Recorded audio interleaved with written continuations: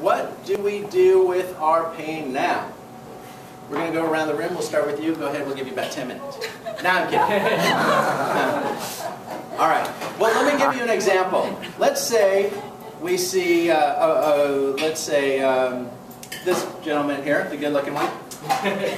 Let's say he's standing. Intelligent. Yes, and intelligent. Yes. He's standing over there. He's standing next to a candle, and his sleeve catches on fire. Now, he looks at us like, what should I do? What are you going to tell him? So you're going to tell him stop, drop, and roll, right? Get the fire out. Get the pain out. Would you tell him to analyze his childhood? Why is this happening to you? Probably not. You probably wouldn't tell him to make future plans. Why? You know, you should, in the future, stay away from candles, right? You're not going to do that either. You're not going to tell him to ignore the pain or to drown it out with alcohol, although he could use it. And does.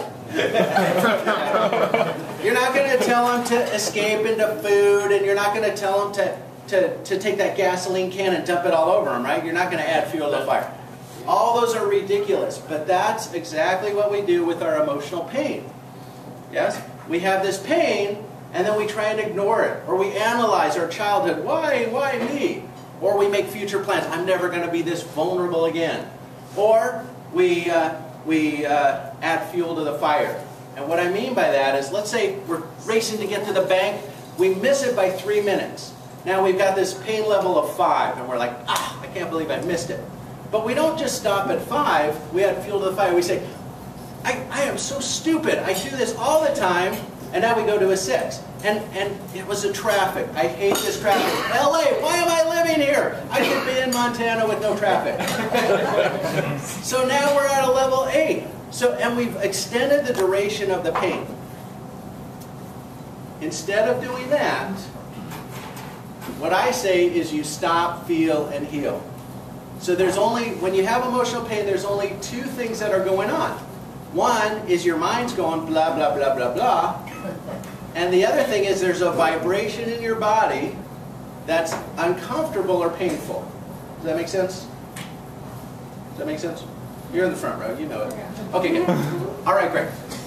There's a vibration going on in the body. We try and talk ourselves out of it in our heads, or we try and ignore it or squish it away, but it'll come back. But if we stop, feel, and heal, it will vanish. And what I mean by that is you just stop, you relax for a second, and then you go into the feeling. So you actually feel the pain. But when you feel it without resistance, it starts to go down.